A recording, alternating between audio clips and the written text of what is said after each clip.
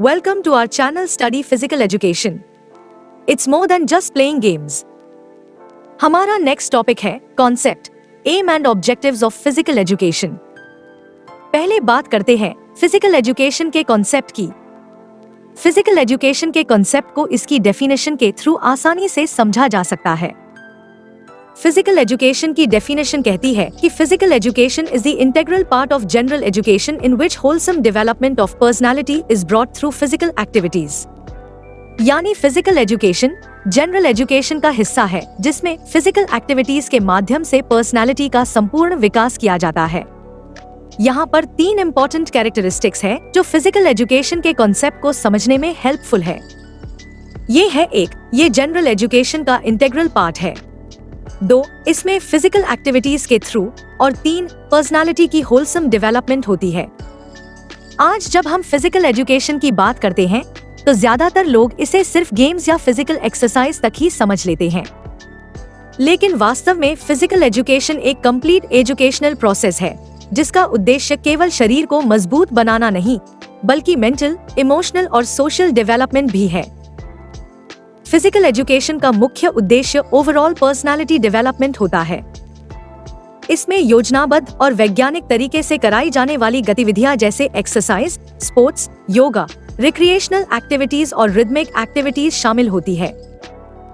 ये सभी एक्टिविटीज विद्यार्थियों की एज, एबिलिटी और इंटरेस्ट के अनुसार कराई जाती है, जिससे उनकी physical fitness, motor skills, strength, endurance, flexibility और कोऑर्डिनेशन का विकास होता है। जब विद्यार्थी नियमित रूप से फिजिकल एक्टिविटीज में भाग लेते हैं तो उनमें सिर्फ शारीरिक क्षमता ही नहीं बढ़ती बल्कि अनुशासन, आत्मविश्वास, नेतृत्व क्षमता और टीम वर्क जैसे जीवन से जुड़े महत्वपूर्ण गुण भी विकसित होते हैं। टीम गेम्स के माध्यम से विद्यार्थी कोऑपरेशन, फेयर प्ले और स्पोर्ट्समैनशिप जैसी वैल्यूज सीखते हैं जो उनके दैनिक जीवन में भी बहुत काम आती हैं। फिजिकल एजुकेशन को शिक्षा का एक इंटीग्रल पार्ट माना जाता है क्योंकि यह क्लासरूम में मिलने वाले थियोरेटिकल नॉलेज को प्रैक्टिकल एक्सपीरियंस से जोड़ता है। आज के सेडेंटरी लाइफस्टाइल और बढ़ते स्क्रीन टाइम के दौर में फिजिकल एजुकेशन स्ट्रेस कम करने, मेंटल हेल्थ इंप्रूव करने और लाइफस्टाइल डिजीजेस से बचाव में महत्वपूर्ण भूमिका निभाता है। आधुनिक अवधारणा के अनुसार फिजिकल एजुकेशन केवल स्कूल तक सीमित नहीं है बल्कि यह एक लाइफ लॉन्ग प्रोसेस है। चाहे बच्चे हों, युवा हों या वयस्क, हर एज ग्रुप के लिए एक्टिव लाइफस्टाइल और फिटनेस बहुत जरूरी है। इसलिए हम कह सकते हैं कि फिजिकल एजुकेशन की अवधारणा व्यक्ति को physically fit, mentally alert, emotionally stable और सोशली रिस्पॉन्सिबल सिटीजन बनाने में सहायक होती है, और यही कारण है कि इसका स्थान हमारी शिक्षा प्रणाली में बहुत महत्वपूर्ण है। फिजिकल एजुकेशन का एम व्यक्ति के ओवरऑल डेवलपमेंट पर होता है। जब हम कहते हैं कि फिजिकल एजुकेशन का एम व्यक्ति के ओवरऑल डेवलपमेंट पर होता है तो इसका मतलब यह है कि फिजिकल एजुकेशन सिर्फ बॉडी को फिट बनाने तक सीमित नहीं है बल्कि यह व्यक्ति के शारीरिक, मानसिक, भावनात्मक, सामाजिक और नैतिक विकास पर एक साथ काम करता है। जब किसी व्यक्ति की physical, mental, social and emotional development पूरी हो जाती है तो यह व्यक्ति की ओवरऑल डेवलपमेंट मानी जाती है, और यही फिजिकल एजुकेशन का एम है, wholesome development of an individual. अगर आपको यह वीडियो पसंद आया हो तो लाइक करें और इस वीडियो को शेयर करें ताकि और लोगों की हेल्प हो सके। अब बात करते हैं फिजिकल एजुकेशन के ऑब्जेक्टिव्स की। आसान शब्दों में कहें तो ऑब्जेक्टिव्स वे स्पेसिफिक गोल्स होते हैं जो फिजिकल एजुकेशन के एम यानी ओवरऑल डेवलपमेंट ऑफ पर्सनालिटी को अचीव करने में हेल्प करते हैं, जिन्हें फिजिकल एजुकेशन के माध्यम से अचीव किया जाता है।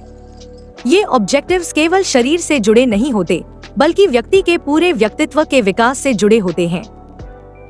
सबसे पहला और सबसे महत्वपूर्ण ऑब्जेक्टिव है फिजिकल डेवलपमेंट। फिजिकल एजुकेशन के माध्यम से शरीर को मजबूत, सक्रिय और स्वस्थ बनाया जाता है।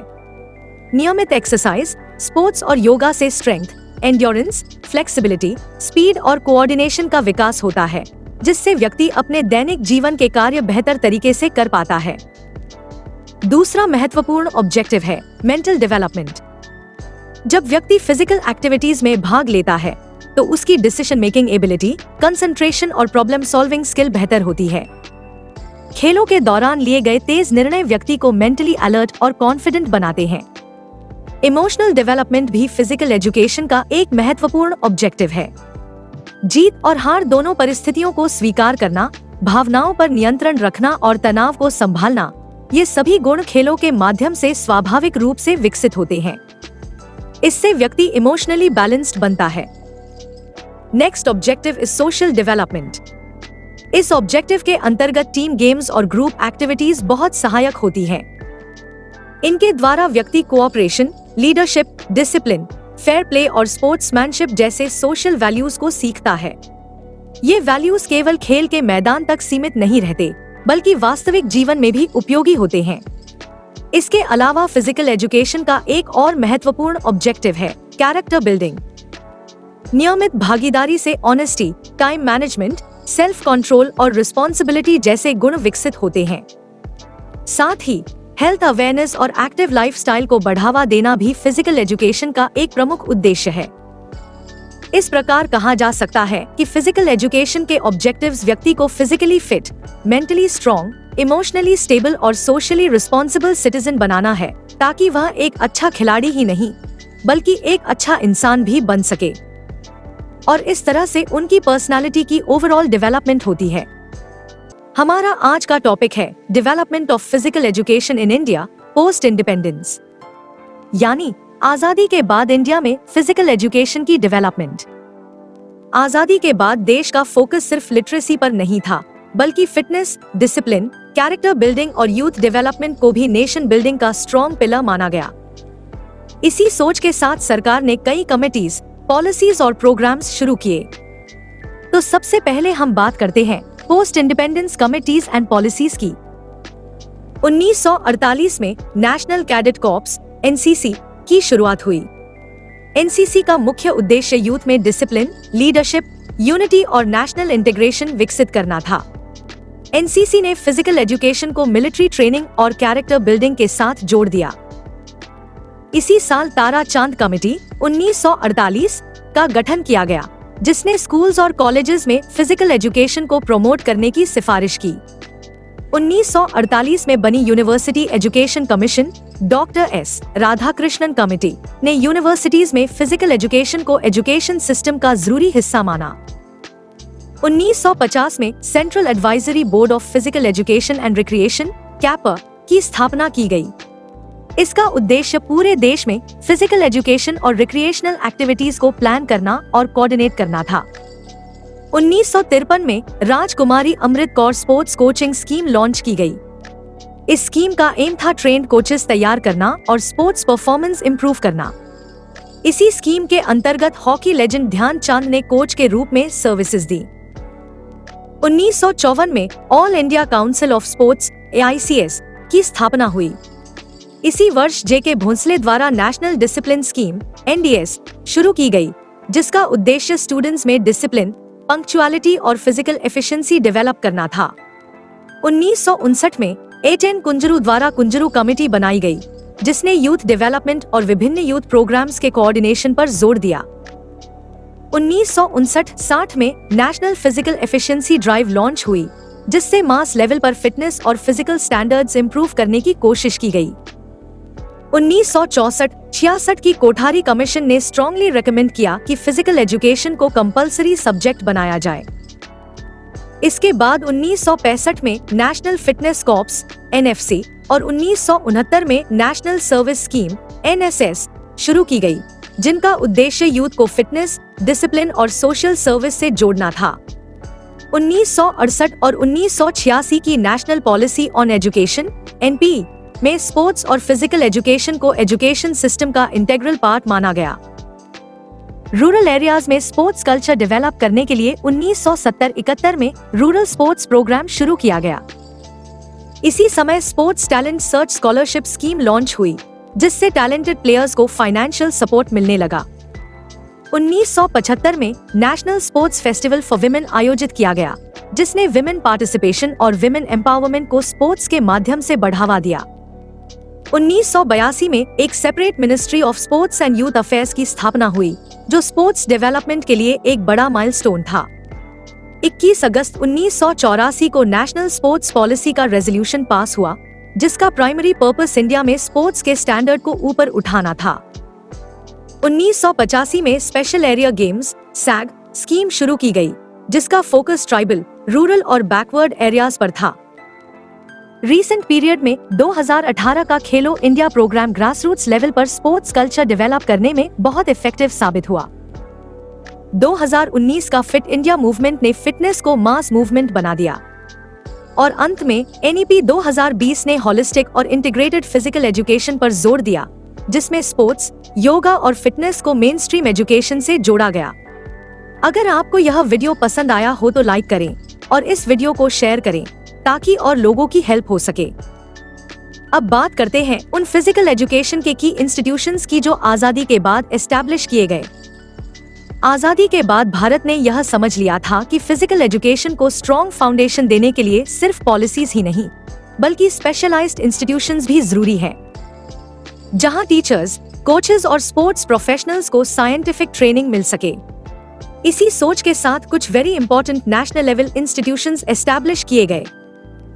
1957 में Lakshmibai national college of physical education LNCP Gwalior की स्थापना की गई, जिसे आज LNIP Lakshmibai national institute of physical education के नाम से जाना जाता है। इसके founder principal doctor PM Joseph थे, जिन्होंने भारत में मॉडर्न, साइंटिफिक और प्रोफेशनल फिजिकल एजुकेशन की स्ट्रॉन्ग नींव रखी। LNIP ने trained physical education teachers, coaches, researchers और एडमिनिस्ट्रेटर्स तैयार किए और फिजिकल एजुकेशन को एक रिस्पेक्टेड एकेडमिक डिसिप्लिन के रूप में स्थापित किया। 1961 में Netaji Subhash national institute of sports NSNIS Patiala की स्थापना हुई। यह इंस्टीट्यूट मेनली कोचेस ट्रेनिंग और एलीट स्पोर्ट्स परफॉर्मेंस पर फोकस करता है। NSNIS ने भारत को नेशनल और इंटरनेशनल लेवल के क्वालिफाइड कोचेस दिए, जिन्होंने एथलीट्स की परफॉर्मेंस इंप्रूव करने में बहुत बड़ा रोल निभाया। आज भी यह इंस्टीट्यूट इंडियन स्पोर्ट्स सिस्टम का बैकबोन माना जाता है। 1984 में sports authority of India SAI की स्थापना की गई। SAI का मुख्य उद्देश्य था sports infrastructure development, talent identification और हाई परफॉर्मेंस ट्रेनिंग को एक ऑर्गेनाइज्ड सिस्टम में लाना। SAI के through stadiums, training centres, coaching schemes और एथलीट सपोर्ट प्रोग्राम्स शुरू किए गए, जिससे इंडिया में स्पोर्ट्स और फिजिकल एजुकेशन को नेशनल लेवल पर नई डायरेक्शन मिली। अब बात करते हैं उन प्रोमिनेंट कंट्रीब्यूटर्स की, जिन्होंने post independence Indian physical education के स्टैंडर्ड को ऊपर उठाया। आजादी के बाद फिजिकल एजुकेशन के विकास में कुछ ऐसे महान व्यक्तियों का योगदान रहा, जिन्होंने इस सब्जेक्ट को ऑर्गेनाइज्ड, साइंटिफिक और प्रोफेशनल डिसिप्लिन के रूप में स्थापित किया। इनमें सबसे पहला नाम आता है डॉक्टर PM जोसेफ का। डॉक्टर PM जोसेफ को मॉडर्न इंडियन फिजिकल एजुकेशन का आर्किटेक्ट माना जाता है। वे LNIP ग्वालियर के फाउंडर प्रिंसिपल रहे। उन्होंने फिजिकल एजुकेशन को टीचर ट्रेनिंग, रिसर्च और हायर एजुकेशन से जोड़ा। उनके आउटस्टैंडिंग कंट्रीब्यूशन के लिए उन्हें 1967 में पद्माश्री से सम्मानित किया गया। प्रोफेसर अजमेर सिंह एक ओलंपियन होने के साथ साथ एक डिस्टिंग्विश्ड एकेडमिशियन भी थे। वे LNIP ग्वालियर के वाइस चांसलर और पंजाब यूनिवर्सिटी में डायरेक्टर ऑफ स्पोर्ट्स रहे। उन्होंने फिजिकल एजुकेशन को कम्पिटिटिव स्पोर्ट्स और यूनिवर्सिटी एजुकेशन के बीच ब्रिज की तरह डेवलप किया। प्रोफेसर DG वाखरकर महाराष्ट्र के state inspector of physical education रहे। उन्होंने नेशनल डिसिप्लिन स्कीम NDS और नेशनल फिजिकल एफिशिएंसी ड्राइव को ग्राउंड लेवल तक इम्प्लीमेंट करने में महत्वपूर्ण भूमिका निभाई। वे एक प्रोलिफिक ऑथर भी रहे, जिनकी बुक्स आज भी स्टूडेंट्स के लिए यूजफुल हैं। Professor ML Kamlesh LNCP Thiruvananthapuram के फॉर्मर प्रिंसिपल रहे। उन्होंने फिजिकल एजुकेशन और स्पोर्ट्स साइकोलॉजी पर एक्सटेंसिव रिसर्च और पब्लिकेशंस की। उनका योगदान फिजिकल एजुकेशन को सिर्फ फिजिकल ट्रेनिंग से आगे ले जाकर साइकोलॉजिकल अंडरस्टैंडिंग ऑफ स्पोर्ट्स से जोड़ने में बेहद अहम रहा। JK भोसले ने नेशनल डिसिप्लिन स्कीम NDS की कंसेप्ट दिया। इस स्कीम का एम था स्टूडेंट्स में डिसिप्लिन, पंक्चुअलिटी, फिजिकल फिटनेस और सिविक सेंस डेवलप करना, जिससे फिजिकल एजुकेशन को कैरेक्टर बिल्डिंग से जोड़ा गया। अब बात करते हैं फिजिकल एजुकेशन एंड स्पोर्ट्स की फील्ड के उन नेशनल अवार्ड्स की जो आजादी के बाद शुरू किए गए। आजादी के बाद भारत सरकार ने यह महसूस किया कि अगर फिजिकल एजुकेशन और स्पोर्ट्स को आगे बढ़ाना है तो प्लेयर्स, कोचेस, यूनिवर्सिटीज और ऑर्गेनाइजेशंस को प्रॉपर रिकॉग्निशन देना बहुत जरूरी है। इसी उद्देश्य से भारत में कई नेशनल स्पोर्ट्स अवार्ड्स शुरू किए गए जो एक्सीलेंस, डेडिकेशन और लाइफ लॉन्ग कंट्रीब्यूशन को ऑनर करते हैं। इनमें सबसे पहले है मेजर ध्यानचंद खेल रत्न अवार्ड। मेजर ध्यानचंद खेल रत्न अवार्ड भारत का हाईएस्ट स्पोर्टिंग ऑनर है। इस अवार्ड की शुरुआत 1991-92 में राजीव गांधी खेल रत्न अवार्ड के नाम से हुई थी और 2021 में इसका नाम बदलकर महान हॉकी प्लेयर मेजर ध्यानचंद के नाम पर रखा गया। यह अवार्ड उन खिलाड़ियों को दिया जाता है जिन्होंने इंटरनेशनल लेवल पर एक्सेप्शनल परफॉर्मेंस दिखाकर देश का नाम रोशन किया हो। यह अवार्ड एक्सीलेंस, कंसिस्टेंसी और वर्ल्ड क्लास अचीवमेंट का सिंबल माना जाता है। Next is arjuna award. Arjuna award की स्थापना 1961 में की गई थी। यह अवार्ड उन खिलाड़ियों को दिया जाता है जिन्होंने लगातार कई वर्षों तक आउटस्टैंडिंग परफॉर्मेंस दी हो। इस अवार्ड का उद्देश्य एथलीट्स को एनकरेज करना और उन्हें यह मैसेज देना है कि हार्ड वर्क, डिसिप्लिन और डेडिकेशन को नेशनल लेवल पर सम्मान मिलता है। Next is Dronacharya award. Dronacharya award की शुरुआत 1985 में हुई। यह भारत का हाईएस्ट ऑनर फॉर कोचेस माना जाता है। यह अवार्ड उन कोचेस को दिया जाता है जिन्होंने एथलीट्स को इंटरनेशनल लेवल तक पहुंचाने में महत्वपूर्ण भूमिका निभाई हो।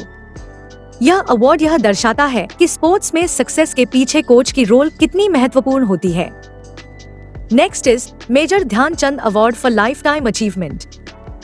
Major Dhyan Chand award for lifetime achievement in sports and games की स्थापना 2002 में हुई। यह अवार्ड उन व्यक्तियों को दिया जाता है जिन्होंने अपने पूरे जीवन में स्पोर्ट्स और फिजिकल एजुकेशन के डेवलपमेंट में एक्सेप्शनल कंट्रीब्यूशन दिया हो।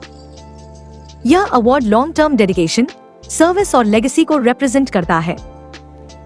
नेक्स्ट इज मौलाना अबुल कलाम आजाद माका ट्रॉफी। माका ट्रॉफी की शुरुआत 1956-57 में हुई थी और यह भारत का ओल्डेस्ट नेशनल स्पोर्ट्स अवार्ड है। यह अवार्ड उस टॉप परफॉर्मिंग यूनिवर्सिटी को दिया जाता है जो एकेडमिक्स के साथ साथ स्पोर्ट्स में भी बेस्ट परफॉर्मेंस करती है। इस ट्रॉफी ने यूनिवर्सिटीज को स्पोर्ट्स कल्चर डेवलप करने के लिए मोटिवेट किया है। नेक्स्ट इज राष्ट्रीय खेल प्रोत्साहन पुरस्कार। राष्ट्रीय खेल प्रोत्साहन पुरस्कार की स्थापना 2009 में की गई। यह अवार्ड उन ऑर्गेनाइजेशंस, कॉर्पोरेट्स और इंस्टीट्यूशंस को दिया जाता है जो स्पोर्ट्स और फिजिकल एजुकेशन को एक्टिवली प्रमोट करते हैं। इस अवार्ड का उद्देश्य पब्लिक प्राइवेट पार्टनरशिप को एनकरेज करना है। Next is Tenzing Norgay national adventure award. Tenzing Norgay national adventure award की शुरुआत 1993-94 में हुई। यह भारत का highest award in adventure sports है। यह अवार्ड माउंटेनियरिंग, ट्रैकिंग, राफ्टिंग और अदर एडवेंचर स्पोर्ट्स में आउटस्टैंडिंग करेज और अचीवमेंट को ऑनर करता है। हमारा आज का टॉपिक है changing trends in sports playing surface, wearable gear, sports equipment and technological advancements. आज के टाइम में स्पोर्ट्स सिर्फ स्ट्रेंथ और स्किल का गेम नहीं रह गया है, बल्कि यह साइंस, टेक्नोलॉजी और इनोवेशन से डीपली कनेक्टेड हो चुका है। जैसे जैसे टेक्नोलॉजी एडवांस हो रही है, वैसे वैसे स्पोर्ट्स के playing surface, wearable gear, sports equipment और स्पोर्ट्स टेक्नोलॉजी में भी बड़े बदलाव देखने को मिल रहे हैं। पहले बात करते हैं प्लेइंग सरफेसेस की। पहले स्पोर्ट्स ज्यादातर नेचुरल सरफेसेस पर खेले जाते थे, जैसे मड, ग्रास या क्ले। लेकिन आज मॉडर्न प्लेइंग सरफेसेस ने स्पोर्ट्स की क्वालिटी और सेफ्टी दोनों को इम्प्रूव किया है। आज के टाइम में synthetic tracks, artificial turf, astro turf और पॉलीयूरेथेन सरफेसेस वाइडली यूज हो रही हैं। इन सरफेसेस का फायदा यह है कि प्लेयर्स को बेटर ग्रिप मिलता है, इंजरी रिस्क कम होता है, परफॉर्मेंस कंसिस्टेंट रहती है और वेदर का इफेक्ट कम पड़ता है। उदाहरण के लिए एथलेटिक्स में सिंथेटिक ट्रैक ने स्पीड और टाइमिंग दोनों इम्प्रूव कर दी है, वहीं फुटबॉल और हॉकी में आर्टिफिशियल टर्फ ने गेम को फास्ट और एक्साइटिंग बना दिया है। Different types of playing surfaces in sports.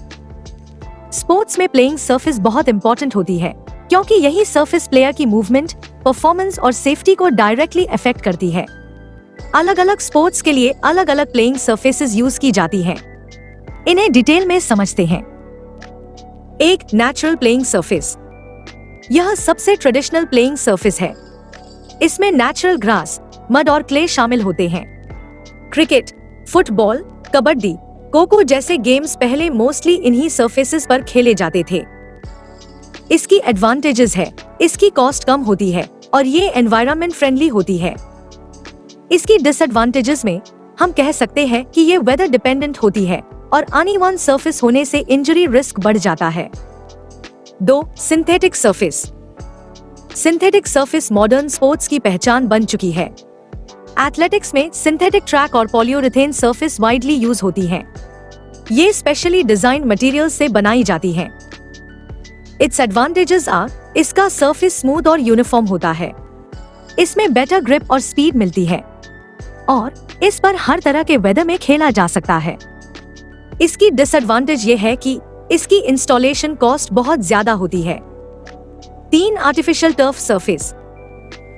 Artificial turf natural grass का मॉडर्न अल्टरनेटिव है। फुटबॉल और हॉकी में एस्ट्रोटर्फ बहुत पॉपुलर हो चुका है। इट्स एडवांटेजेस आर, इसकी मेंटेनेंस बहुत लो है, खेलते समय कंसिस्टेंट बाउंस और रोल मिलता है और इस पर हर मौसम में खेला जा सकता है। इसकी डिसएडवांटेजेस ये है कि इसकी इनिशियल कॉस्ट बहुत हाई है और इसकी हीट रिटेंशन ज्यादा हो सकती है। 4. Wooden surface. यह सरफेस मेनली इंडोर स्पोर्ट्स के लिए यूज होती है। बास्केटबॉल, बैडमिंटन, वॉलीबॉल जैसे गेम्स वुडन कोर्ट्स पर खेले जाते हैं। इसकी एडवांटेजेस ये है कि इन पर बहुत स्मूथ मूवमेंट होती है और इस तरह के सरफेस पर शॉक एब्जॉर्प्शन बेटर होता है। इसकी डिसएडवांटेजेस ये है कि ये मॉइस्चर सेंसिटिव होती है, यानी मॉइस्चर की वजह से खराब हो सकती है। और दूसरी डिसएडवांटेज ये है कि इस तरह के सरफेस को रेगुलर मेंटेनेंस जरूरत होती है। 5. Concrete surface. Concrete surface schools और लोकल प्लेग्राउंड्स में कॉमनली देखने को मिलती है। इसकी एडवांटेजेस ये है कि ये सरफेस स्ट्रॉन्ग और ड्यूरेबल होते हैं। इसके अलावा इनकी मेंटेनेंस भी कम होती है। इसकी डिसएडवांटेजेस हम कह सकते हैं कि इनका हार्ड सरफेस होने के कारण जॉइंट्स और मसल्स पर ज्यादा स्ट्रेस पड़ता है और इंजरी होने के चांसेस ज्यादा हो जाते हैं। 6. Clay surface. Clay surface mostly tennis में यूज होती है। यह सरफेस स्लो होती है और स्लाइडिंग मूवमेंट अलाउ करती है। इसकी एडवांटेजेस ये है कि इन सरफेस पर इंजरी रिस्क कम होता है और प्लेयर्स को रिकवरी टाइम मिलता है। डिसएडवांटेजेस में हम कह सकते हैं कि इनकी मेंटेनेंस बहुत हाई है और ये सरफेस वेदर डिपेंडेंट है। अगर आपको यह वीडियो पसंद आया हो तो लाइक करें और इस वीडियो को शेयर करें ताकि और लोगों की हेल्प हो सके। अब बात करते हैं wearable gears and sports equipment की। आज के समय में स्पोर्ट्स सिर्फ प्रैक्टिस और हार्ड वर्क पर डिपेंड नहीं करते, बल्कि वेयरेबल गियर्स और मॉडर्न स्पोर्ट्स इक्विपमेंट ने खेलों का पूरा तरीका ही बदल दिया है। आज का एथलीट स्मार्ट तरीके से ट्रेन करता है और इसमें टेक्नोलॉजी का बहुत बड़ा रोल है। इन्हें डिटेल में समझते हैं। 1. वेयरेबल गियर्स में बदलते ट्रेंड्स। पहले प्लेयर्स सिर्फ कोच की इंस्ट्रक्शन और अपने एक्सपीरियंस पर डिपेंड करते थे, लेकिन आज वेयरेबल गियर्स ने ट्रेनिंग को डेटाबेस्ड बना दिया है। आज कॉमनली यूज होने वाले वेयरेबल गियर्स हैं fitness bands, smart watches, heart rate monitors, GPS trackers और स्टेप काउंटर्स। इन डिवाइसेस की मदद से एथलीट अपनी heart rate, calories burn, distance covered, speed और स्लीप पैटर्न तक ट्रैक कर सकता है। इसका सबसे बड़ा फायदा यह है कि ट्रेनिंग अब गेसवर्क नहीं रही, बल्कि साइंटिफिक प्लानिंग पर बेस्ड हो गई है। वेयरेबल गियर्स से ओवर ट्रेनिंग से बचाव होता है, इंजरी का रिस्क कम होता है और रिकवरी टाइम बेटर प्लान किया जाता है।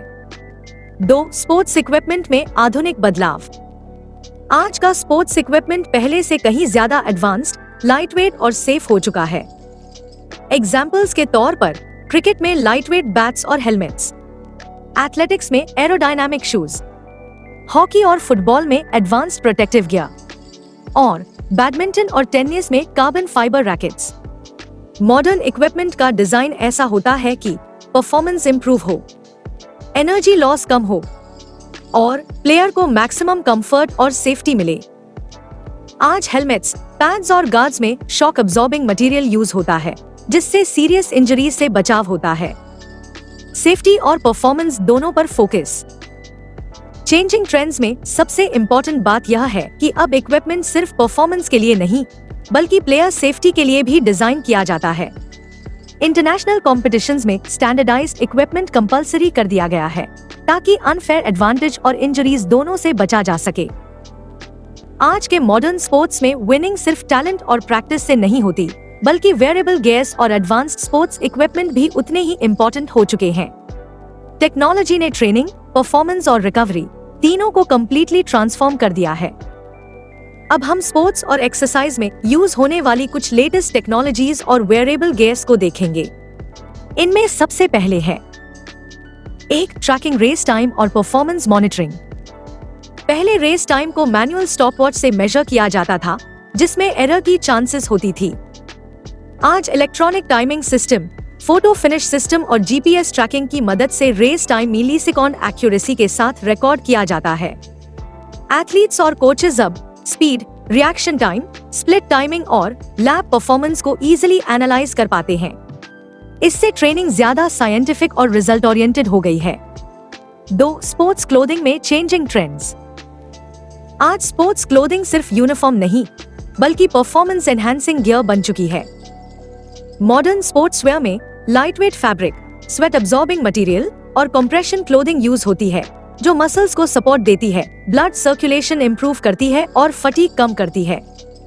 इसका रिजल्ट यह होता है कि प्लेयर ज्यादा देर तक कंफर्टेबल और फोकस्ड रहता है। 3. रैकेट्स और advanced sports equipment. Badminton, tennis और स्क्वॉश जैसे स्पोर्ट्स में रैकेट्स अब कार्बन फाइबर, ग्राफाइट और कॉम्पोजिट मटेरियल्स से बनाए जाते हैं।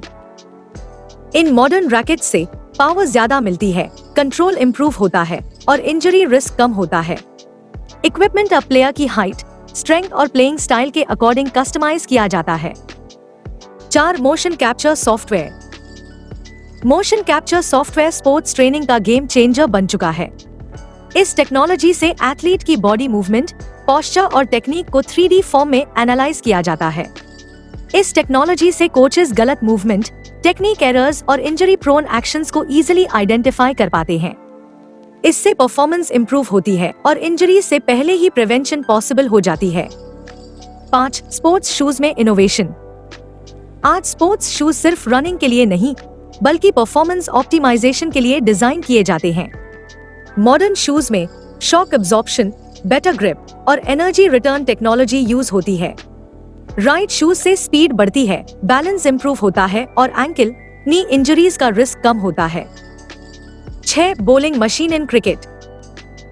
क्रिकेट ट्रेनिंग में बॉलिंग मशीन ने रेवोल्यूशन ला दिया है। इस मशीन से बैट्समैन बॉलिंग की सेम स्पीड, सेम लेंथ और सेम लाइन पर रिपीटेडली प्रैक्टिस कर सकता है। बॉलिंग मशीन खास तौर पर टाइमिंग, रिफ्लेक्स और शॉट सिलेक्शन इंप्रूव करने में बहुत यूजफुल है। 7. क्रायोसोना और रिकवरी टेक्नोलॉजी। मॉडर्न स्पोर्ट्स में रिकवरी को उतनी ही इंपॉर्टेंस दी जाती है जितनी ट्रेनिंग को। क्रायोसोना या क्रायोथेरेपी में एथलीट्स को एक्सट्रीमली लो टेम्परेचर में शॉर्ट टाइम के लिए रखा जाता है। इसके बेनिफिट्स ये है कि इससे मसल सोनेस कम होती है, रिकवरी फास्ट होती है और बॉडी में इन्फ्लेमेशन रिड्यूस होता है। International level athletes regular basis पर क्रायोसोना का यूज करते हैं। अब लास्ट में हम बात करेंगे स्पोर्ट्स में होने वाले टेक्नोलॉजिकल एडवांसमेंट्स की। आज के मॉडर्न स्पोर्ट्स में टेक्नोलॉजी ने खेल को ज्यादा फेयर, एक्यूरेट और एक्साइटिंग बना दिया है। पहले डिसीजंस पूरी तरह ह्यूमन जजमेंट पर डिपेंड करते थे, लेकिन अब टेक्नोलॉजी असिस्टेड डिसीजंस ने एरर्स को काफी हद तक कम कर दिया है। इसके अलावा एआई, डेटा एनालिटिक्स और वर्चुअल रियलिटी (VR) का यूज ट्रेनिंग और स्ट्रैटेजी डेवलपमेंट में हो रहा है। कोचेस प्लेयर्स की वीकनेस और स्ट्रेंथ डेटा के बेस पर आइडेंटिफाई कर पाते हैं। इन मेजर टेक्नोलॉजिकल एडवांसमेंट्स के कुछ एग्जाम्पल्स देखते हैं। 1. Hawkeye technology. हॉकाई एक कंप्यूटर बेस्ड ट्रैकिंग सिस्टम है जो बॉल की ट्रेजेक्टरी को एनालाइज करता है। क्रिकेट में LBW डिसीजंस और टेनिस में लाइन कॉल्स के लिए इसका यूज होता है। इस टेक्नोलॉजी की हेल्प से डिसीजन ज्यादा एक्यूरेट होता है, प्लेयर्स को रिव्यू सिस्टम मिलता है और गेम के दौरान कंट्रोवर्सीज कम होती हैं। 2. Goal line technology. फुटबॉल में यह डिसाइड करना मुश्किल होता था कि बॉल गोल लाइन क्रॉस हुई या नहीं। गोल लाइन टेक्नोलॉजी सेंसर्स और कैमरास की मदद से रेफरी को तुरंत सिग्नल भेज देती है। इस टेक्नोलॉजी की हेल्प से मैच में क्लियर और इंस्टेंट डिसीजन लेने में मदद मिलती है। मैच की फेयरनेस बनी रहती है। और ह्यूमन एरर ऑलमोस्ट 0 हो जाती है। 3. Video referring. Video referring system referees को क्लोज डिसीजंस रिव्यू करने में मदद करता है। फुटबॉल में इसे वार वीडियो असिस्टेंट रेफरी कहा जाता है। इस टेक्नोलॉजी की हेल्प से रॉन्ग डिसीजंस को करेक्ट करने में मदद मिलती है, फेयर प्ले प्रमोट होता है और मैच का रिजल्ट ज्यादा ट्रस्टवर्दी बनता है। 4. Hotspot technology. Hotspot mainly cricket में यूज होता है। यह इंफ्रारेड कैमरा की मदद से डिटेक्ट करता है कि बॉल बैट या पैड से टच हुई है या नहीं। इस टेक्नोलॉजी की हेल्प से एज डिटेक्शन का एक्यूरेटली पता चलता है। अंपायर स्ट्रॉन्ग प्रूफ के साथ डिसीजंस ले पाते हैं और प्लेयर्स और ऑडियंस दोनों को क्लैरिटी मिलती है। 5. Radio camera for umpire referee.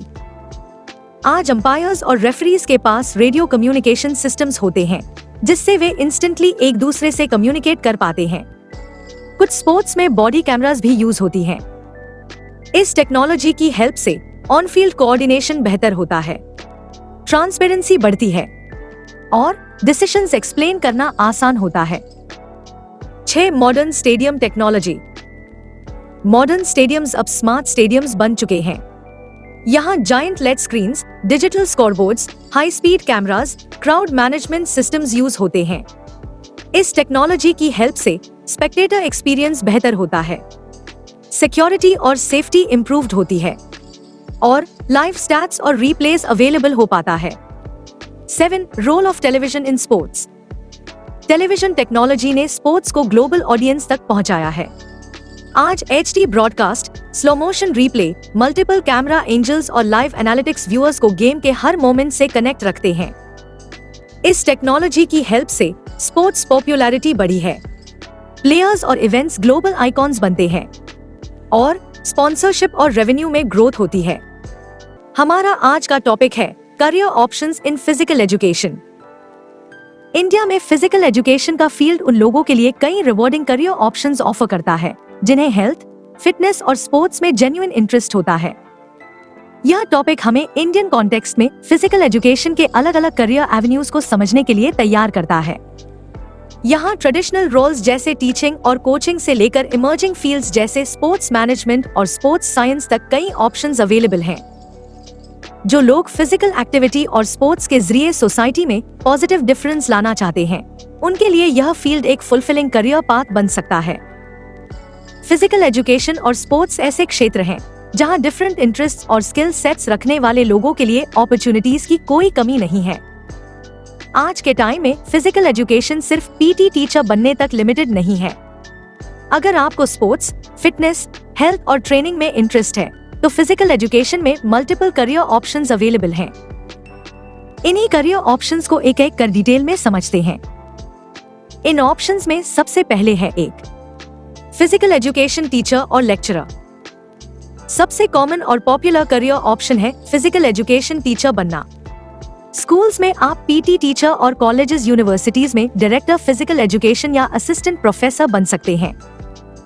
इस रोल में आप स्टूडेंट्स को स्पोर्ट्स, फिटनेस और योगा सिखाते हैं, फिजिकल फिटनेस और डिसिप्लिन डेवलप करते हैं, करिकुलम बेस्ड एक्टिविटीज कंडक्ट करते हैं। यह करियर ऑप्शन जॉब सिक्योरिटी और रिस्पेक्ट दोनों देता है। Required courses. स्कूल में TGT-PET बनने के लिए BP यानी बैचलर ऑफ फिजिकल एजुकेशन या इक्विवेलेंट कोर्स करने की जरूरत होती है। यह कोर्स 4 साल ड्यूरेशन का होता है। स्कूल्स में TGT-PET का काम क्लास 10 तक के बच्चों को फिजिकल एक्टिविटी करवाना, गेम्स खिलाना, टीम्स बनाना और कंपटीशन में पार्टिसिपेट करना होता है। अब बात करते हैं PGT फिजिकल एजुकेशन टीचर की। स्कूल्स में PGT फिजिकल एजुकेशन टीचर का काम 11 और 12 क्लास के बच्चों को फिजिकल एजुकेशन सब्जेक्ट पढ़ाने का होता है। PGT फिजिकल एजुकेशन टीचर बनने के लिए MP-ED या इक्विवेलेंट कोर्स करना होता है। इस कोर्स की ड्यूरेशन 2 साल की होती है। यूनिवर्सिटीज और कॉलेजेस में DP यानी डायरेक्टर फिजिकल एजुकेशन और असिस्टेंट प्रोफेसर अपॉइंट होते हैं। DP का काम कॉलेज, यूनिवर्सिटी में स्पोर्ट्स एडमिनिस्ट्रेशन को हैंडल करना होता है, जबकि assistant professor in physical education का रोल फिजिकल एजुकेशन सब्जेक्ट को पढ़ाने का होता है। कॉलेज यूनिवर्सिटी में चाहे डीपी लगना हो या असिस्टेंट प्रोफेसर, दोनों पोस्ट के लिए आपको मास्टर ऑफ फिजिकल एजुकेशन के साथ यूजीसी नेट की एलिजिबिलिटी मिनिमम रिक्वायरमेंट है, जबकि PhD in physical education desirable है। फिजिकल एजुकेशन में पीएचडी करने में 3 से 5 साल का समय लग जाता है। Next career option sports coach. अगर आपको प्रैक्टिकल फील्ड वर्क पसंद है तो स्पोर्ट्स कोच एक एक्सीलेंट ऑप्शन है। आप cricket, football, hockey, athletics, badminton जैसे किसी स्पेसिफिक स्पोर्ट में स्पेशलाइजेशन कर सकते हैं। कोच के रूप में आप एथलीट्स की स्किल और परफॉर्मेंस इंप्रूव करते हैं, ट्रेनिंग प्रोग्राम्स डिजाइन करते हैं और कॉम्पिटिशन्स के लिए प्लेयर्स को प्रिपेयर करते हैं। एक्सपीरियंस्ड कोचेस नेशनल और इंटरनेशनल लेवल तक काम कर सकते हैं। एक रिकॉग्नाइज्ड स्पोर्ट्स कोच बनने के लिए NSNIS यानी Netaji Subhash national institute of sports से कोचिंग डिप्लोमा किया होना चाहिए, जिसकी ड्यूरेशन लगभग 18 महीने की होती है। NSNIS के स्पोर्ट्स कोचिंग के सर्टिफिकेशन प्रोग्राम्स भी होते हैं जो लगभग 45 दिन के होते हैं। अगला करियर ऑप्शन है sports medicine physician. Sports medicine physician physical activity और स्पोर्ट्स से जुड़ी इंजरीज और मेडिकल कंडीशंस का इलाज करते हैं। ये एथलीट्स को ट्रीटमेंट प्लान्स, रिकवरी गाइडेंस और मेडिकल एडवाइस देते हैं। इसके लिए रिक्वायर्ड कोर्स है MBBS या MD और diploma in sports medicine. MBBS लगभग 5 से 6 साल की होती है, जबकि MD और डिप्लोमा इन स्पोर्ट्स मेडिसिन लगभग 2 से 3 साल की होती है। अगला करियर ऑप्शन है exercise physiologist. Exercise physiologist exercise के बॉडी पर इफेक्ट्स को स्टडी करता है और फिटनेस प्रोग्राम्स डिजाइन करता है। ये फिटनेस असेसमेंट, एक्सरसाइज प्रिस्क्रिप्शन और प्रोग्रेस मॉनिटरिंग करते हैं। एक एक्सरसाइज फिजियोलॉजिस्ट बनने के लिए आपको bachelor of science in exercise physiology और स्पोर्ट्स साइंस करने की जरूरत होती है, जो कि एक 3 साल का डिग्री प्रोग्राम है। इसके अलावा इसमें master of science in exercise physiology भी होती है, जो कि 2 साल का मास्टर डिग्री प्रोग्राम है। अगर आपको यह वीडियो पसंद आ रहा हो तो लाइक करें और इस वीडियो को शेयर करें ताकि और लोगों की हेल्प हो सके। अगला करियर ऑप्शन है sports psychologist. Sports psychologist athletes की मेंटल परफॉर्मेंस पर फोकस करता है, जैसे कॉन्फिडेंस, मोटिवेशन, फोकस और स्ट्रेस मैनेजमेंट। ये एथलीट्स को काउंसलिंग और मेंटल स्किल्स ट्रेनिंग प्रोवाइड करते हैं। एक स्पोर्ट्स साइकोलॉजिस्ट बनने के लिए BA और MA इन स्पोर्ट्स साइकोलॉजी करनी होती है, जो कि एक 3 साल का बैचलर डिग्री प्रोग्राम और 2 साल का मास्टर डिग्री प्रोग्राम है। अगला करियर ऑप्शन है sports nutritionist and dietitian. Sports nutritionist athletes के लिए परफॉर्मेंस बेस्ड डाइट प्लान्स तैयार करता है। रिकवरी, एंड्योरेंस और ओवरऑल हेल्थ इंप्रूव करना इसका मेन गोल होता है। एक स्पोर्ट्स न्यूट्रिशनिस्ट या डाइटिशियन बनने के लिए आपको बैचलर और master of science in sports nutrition करने की जरूरत होती है। अगला करियर ऑप्शन है strength and conditioning coach. Strength and conditioning coach athletes की स्ट्रेंथ, पावर, स्पीड और एंड्योरेंस इंप्रूव करने के लिए ट्रेनिंग प्रोग्राम्स डिजाइन करता है। इसके लिए required course are bachelor and और master of physical education and certificate diploma in strength conditioning, जिसकी ड्यूरेशन अप्रोक्सीमेटली 6 से 12 महीने होती है। अगला करियर ऑप्शन है स्पोर्ट्स मैनेजमेंट एडमिनिस्ट्रेशन। इस करियर में स्पोर्ट्स के बिजनेस और ऑर्गेनाइजेशनल एस्पेक्ट्स हैंडल किए जाते हैं, जैसे event management, marketing, facility management और टीम एडमिनिस्ट्रेशन। इसके लिए required course is MBA in sports management और डिप्लोमा इन स्पोर्ट्स मैनेजमेंट, जिसकी ड्यूरेशन लगभग 2 साल होती है। अगला करियर ऑप्शन है fitness instructor personal trainer. Fitness instructor और पर्सनल ट्रेनर इंडिविजुअल्स को exercise classes, personal training sessions और कस्टमाइज्ड फिटनेस प्लान्स प्रोवाइड करते हैं। इसके लिए required courses are bachelor and और master of physical education and certificate और डिप्लोमा इन फिटनेस ट्रेनिंग, जिसकी ड्यूरेशन 3 महीने से लेकर 1 साल तक हो सकती है। फिजिकल एजुकेशन एंड स्पोर्ट्स की फील्ड में अगला करियर ऑप्शन है स्पोर्ट्स जर्नलिस्ट और reporter. Sports journalist sports events को कवर करता है, आर्टिकल्स लिखता है, इंटरव्यूज लेता है और एनालिसिस प्रोवाइड करता है टीवी, न्यूज़पेपर और डिजिटल मीडिया के लिए। इसके लिए रिक्वायर्ड कोर्स इज बैचलर और मास्टर्स इन जर्नलिज्म और मास कम्युनिकेशन, जिसकी ड्यूरेशन लगभग 2 से 3 साल होती है। अगला करियर ऑप्शन है स्पोर्ट्स बायोमेकेनिस्ट। स्पोर्ट्स बायोमेकेनिस्ट ह्यूमन मूवमेंट के मैकेनिकल प्रिंसिपल्स को स्टडी करता है और एथलीट्स की टेक्निक, परफॉर्मेंस और इंजरी प्रिवेंशन में हेल्प करता है। ये motion capture systems, force plates और कंप्यूटर सिमुलेशंस का यूज करते हैं। इसके लिए required courses bachelor of science in biomechanics और स्पोर्ट्स साइंस। स्पोर्ट्स बायोमैकेनिक्स में बैचलर्स 3 साल, मास्टर्स 2 साल और पीएचडी 3 से 5 साल के बीच की होती है। तो आप देख सकते हैं कि फिजिकल एजुकेशन और स्पोर्ट्स में करियर ऑप्शन सिर्फ टीचिंग तक लिमिटेड नहीं है। अगर आपके पास राइट कोर्स, प्रॉपर क्वालिफिकेशन और पैशन है तो यह फील्ड आपको रिस्पेक्ट, ग्रोथ और ग्लोबल अपॉर्चुनिटीज दे सकती है। हमारा आज का टॉपिक है Khelo India program and fit India program. पहले हम खेलो इंडिया प्रोग्राम की बात करते हैं। 31 जनवरी 2018 को प्राइम मिनिस्टर नरेंद्र मोदी ने खेलो इंडिया स्कूल गेम्स के इनॉग्रल एडिशन का उद्घाटन किया। यह ओपनिंग सेरेमनी गुरु शिष्य ट्रेडिशन पर आधारित थी और इसका आयोजन इंदिरा गांधी अरीना में किया गया। सितंबर 2018 में इंडियन ओलंपिक एसोसिएशन के प्रोग्राम से जुड़ने के बाद 2019 से खेलो इंडिया स्कूल गेम्स का नाम बदलकर खेलो इंडिया यूथ गेम्स कर दिया गया।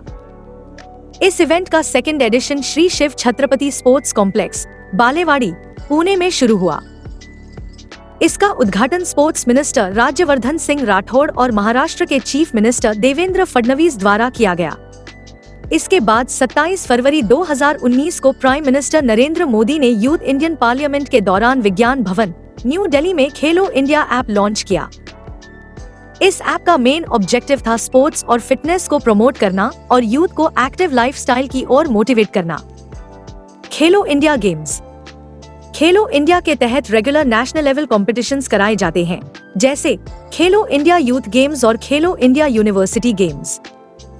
इन गेम्स में एथलीट्स को नेशनल एक्सपोजर, टॉप कोचेस के साथ ट्रेनिंग और हाई क्वालिटी कंपटीशन मिलता है, जो फ्यूचर चैंपियंस बनाने में मदद करता है। Khelo India games 2018 sports venues. Inaugural 2018 games Delhi में हुए, जिसमें स्टूडेंट्स ने 16 स्पोर्ट्स में पार्टिसिपेट किया और कुल 209 गोल्ड मेडल्स के लिए कंपटीशन हुआ। Indira Gandhi indoor stadium complex में badminton, basketball, boxing 26 gold medals, gymnastics 20 gold medals, judo 16 gold medals, kabaddi, volleyball और रेसलिंग 30 गोल्ड मेडल्स आयोजित किए गए। जवाहरलाल नेहरू स्टेडियम में athletics 36 gold medals, football, kho kho और वेटलिफ्टिंग 16 गोल्ड मेडल्स आयोजित हुए। Swimming events Shyama Prasad Mukherjee swimming complex में हुए, जहां 35 गोल्ड मेडल्स के लिए कंपटीशन हुआ।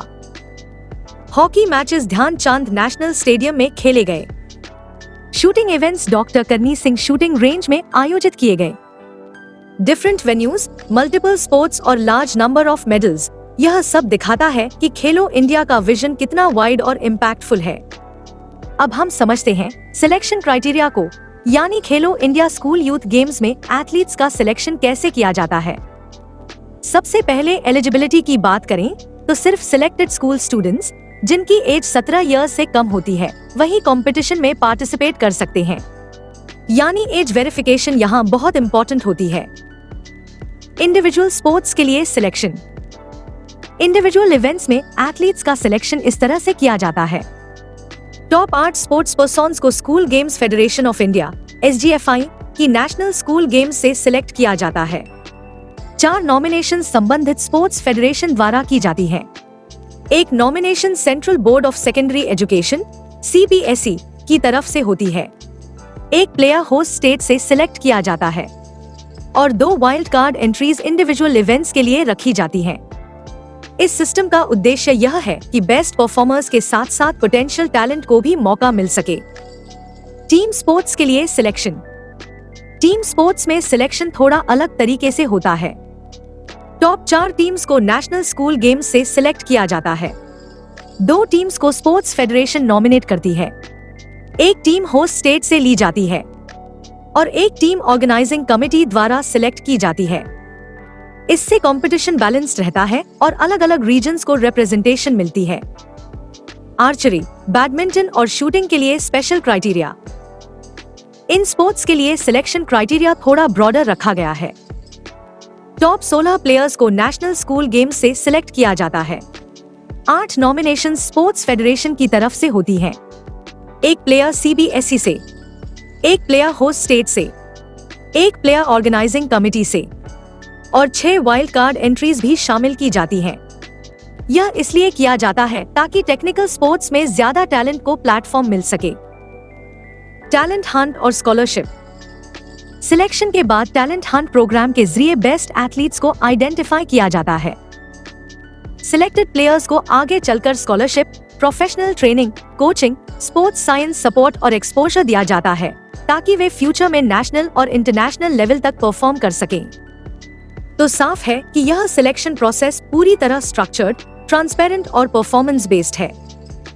गोल सिर्फ कंपटीशन कराना नहीं, बल्कि राइट टैलेंट को आइडेंटिफाई करके लॉन्ग टर्म सपोर्ट देना है और यही खेलो इंडिया की सबसे बड़ी स्ट्रेंथ है। Selection of players and scholarship. अब बात करते हैं सिलेक्शन ऑफ प्लेयर्स स्कॉलरशिप की, जो खेलो इंडिया प्रोग्राम का सबसे इम्पोर्टेंट हिस्सा है। ग्रासरूट लेवल पर टैलेंट को आइडेंटिफाई करने के लिए हर स्पोर्ट के लिए एक डेडिकेटेड टैलेंट हंट कमेटी बनाई जाती है। इस कमेटी का काम होता है पूरे देश से बेस्ट पोटेंशियल एथलीट्स को ऑब्जर्व करना, उनकी परफॉर्मेंस एनालाइज करना और फ्यूचर चैंपियंस को पहचानना। हर स्पोर्ट में से टॉप 2 स्पोर्ट्स पर्संस को सिलेक्ट किया जाता है। सिलेक्शन सिर्फ मेडल्स के बेसिस पर नहीं होता, बल्कि इसमें एथलीट की परफॉर्मेंस, पोटेंशियल, कंसिस्टेंसी और फ्यूचर ग्रोथ को ध्यान में रखा जाता है। सिलेक्टेड एथलीट्स को एनुअल स्कॉलरशिप ऑफ 6 लाख दी जाती है। यह स्कॉलरशिप 8 इयर्स तक कंटिन्यू रहती है ताकि एथलीट को लॉन्ग टर्म सपोर्ट मिल सके। इस स्कॉलरशिप से एथलीट अपनी ट्रेनिंग एक्सपेंसेस कवर कर सकता है, बेटर इक्विपमेंट, डाइट और कोचिंग ले सकता है और फाइनेंशियल स्ट्रेस से दूर रहकर पूरी तरह परफॉर्मेंस इंप्रूवमेंट पर फोकस कर सकता है। अगर आपको यह वीडियो पसंद आ रहा हो तो लाइक करें और इस वीडियो को शेयर करें ताकि और लोगों की हेल्प हो सके। अब बात करते हैं फिट इंडिया मूवमेंट की।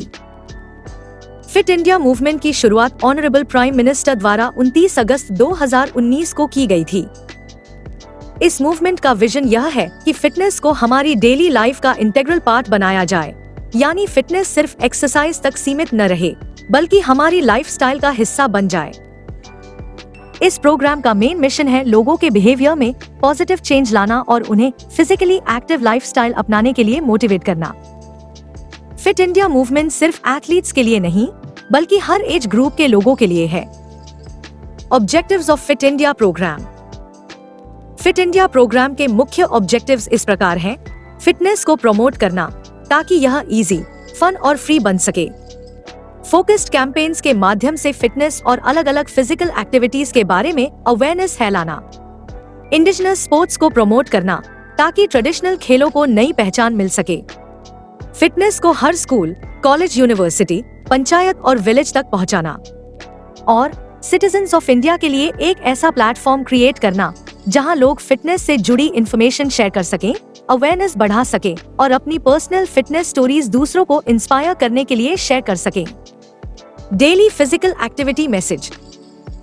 फिट इंडिया मिशन लोगों को एनकरेज करता है कि वे अपनी डेली रूटीन में कम से कम 30-60 मिनट्स की फिजिकल एक्टिविटी जरूर शामिल करें। यह activity walking, jogging, cycling, yoga, sports या किसी भी फॉर्म में हो सकती है। इस कैंपेन का अल्टीमेट गोल है बिहेवियरल चेंज लाना और इंडिया को एक फिजिकली एक्टिव नेशन बनाना। फिट इंडिया और एक भारत श्रेष्ठ भारत, इस उद्देश्य को पूरा करने के लिए गवर्नमेंट ऑफ इंडिया ने एक भारत श्रेष्ठ भारत प्रोग्राम की शुरुआत की, जिसके अंतर्गत फिट इंडिया मिशन को लॉन्च किया गया। इसका एम है यूनिटी, हेल्थ और फिटनेस को नेशनल मूवमेंट में बदलना। अगर हर व्यक्ति रोजाना थोड़ी सी फिजिकल एक्टिविटी को अपनी लाइफ में शामिल कर ले, तो इंडिया सच में एक फिट, हेल्दी और स्ट्रॉन्ग नेशन बन सकता है। फिट इंडिया मिशन के अंतर्गत शुरू किए गए विभिन्न प्रोग्राम्स।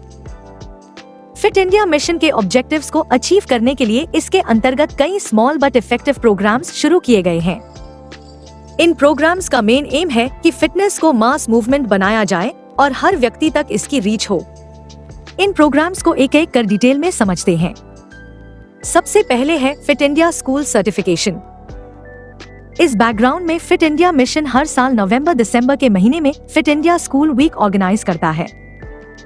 इस प्रोग्राम के तहत स्कूल्स को अलग अलग फिटनेस एक्टिविटीज कंडक्ट करनी होती हैं। जब स्कूल्स ये एक्टिविटीज सक्सेसफुली कंप्लीट कर लेते हैं तो उन्हें फिट इंडिया स्कूल सर्टिफिकेशन दी जाती है। जून 2022 तक पूरे देश से लगभग 10 लाख स्कूल्स ने फिट इंडिया प्रोग्राम के तहत रजिस्ट्रेशन किया था, जो इस मिशन की पॉपुलैरिटी को क्लियरली शो करता है। Next is fit India youth club certification. Government of India ने fit India youth club certificate की शुरुआत यूथ क्लब्स को एनकरेज करने के लिए की है। इसका पर्पस है जनरल पब्लिक में यह अवेयरनेस फैलाना कि रोजाना 30-60 मिनट्स की फिजिकल एक्टिविटी कितनी जरूरी है। यूथ क्लब्स लोकल लेवल पर फिटनेस एक्टिविटीज, अवेयरनेस प्रोग्राम्स और कैंपेन्स ऑर्गेनाइज करके फिट इंडिया मिशन को ग्राउंड लेवल तक पहुंचाते हैं। Next is fit India influencer. लोगों को इंस्पायर करने के लिए फिट इंडिया इन्फ्लुएंसर प्रोग्राम शुरू किया गया है। इसके अंतर्गत देश के जाने माने actors, sports persons, writers, experts आदि को फिट इंडिया मिशन से जोड़ा गया है। फिट इंडिया इन्फ्लुएंसर्स को 3 कैटेगरीज में डिवाइड किया गया है: fit India icon, fit India champion and fit India ambassador. ये इन्फ्लुएंसर्स अपने एग्जाम्पल और मैसेज के थ्रू लोगों को डेली फिजिकल एक्टिविटी अपनाने के लिए मोटिवेट करते हैं। Next is fitness protocol. Schools, colleges और कॉमन पीपल को साइंटिफिक और फैक्चुअल बेसिस पर फिटनेस समझाने के लिए सरकार ने फिटनेस प्रोटोकॉल्स प्रोवाइड किए हैं। इन प्रोटोकॉल्स की मदद से लोग अपना फिटनेस लेवल सेल्फ चेक कर सकते हैं। ये प्रोटोकॉल्स 3 एज ग्रुप्स के लिए बनाए गए हैं: 5 से 18 इयर्स एज ग्रुप, 18 से 65 इयर्स एज ग्रुप और 65 इयर्स से ज्यादा का age group. Next is fitness from indigenous sports. Fit India program के अंतर्गत देश के ट्रेडिशनल और रीजनल स्पोर्ट्स को भी प्रमोट किया गया है। इसका पर्पस यह है कि इंडिजिनस स्पोर्ट्स के माध्यम से रूरल और फार रीचिंग एरियाज में फिटनेस अवेयरनेस फैल सके। कबड्डी, खो-खो, मल्लाखम्ब, रेसलिंग जैसे स्पोर्ट को फिटनेस के पावरफुल टूल्स के रूप में यूज किया जा रहा है। Next is fit India yoga centre. कई योगा सेंटर्स और एजुकेशनल इंस्टीट्यूट्स को फिट इंडिया योगा सेंटर के रूप में रिकॉग्नाइज किया गया है। यहाँ लोग योग प्रैक्टिस कर सकते हैं और साथ ही फॉर्मल योगा एजुकेशन भी प्राप्त कर सकते हैं। Next is personal fitness stories. Fit India mission के तहत लोग फिट इंडिया वेबसाइट पर जाकर अपनी पर्सनल फिटनेस स्टोरीज शेयर कर सकते हैं। साथ ही वे दूसरों की रियल लाइफ फिटनेस जर्नीज भी पढ़ सकते हैं। ये ट्रू स्टोरीज लोगों को इंस्पायर करती है कि वे भी फिटनेस को अपनी लाइफ का हिस्सा बनाएं। Last is fitness from home series. Fit India program के अंतर्गत देश भर के कई डिजिटल प्लेटफॉर्म्स के माध्यम से फिटनेस सेशंस कंडक्ट करते हैं। इन सेशंस को देखकर लोग घर पर ही फिटनेस कर सकते हैं। यह series fit India website www.fitindia.gov.in पर अवेलेबल है। इन प्रोग्राम्स के जरिए फिटनेस को स्कूल से लेकर सोसाइटी तक और होम से लेकर प्लेग्राउंड तक पहुंचाने की पूरी कोशिश की गई है। अगर आप इसी तरह फिजिकल एजुकेशन के टॉपिक्स आसान तरीके से समझना चाहते हैं तो हमारी बुक ले सकते हैं। लिंक नीचे डिस्क्रिप्शन बॉक्स में दिया है। और इस चैनल को सब्सक्राइब करें ताकि हमारी आगे आने वाली वीडियोस आपसे मिस ना हो। मिलते हैं अगले वीडियो में एक नए टॉपिक के साथ। Till then, keep learning, keep implementing and keep improving.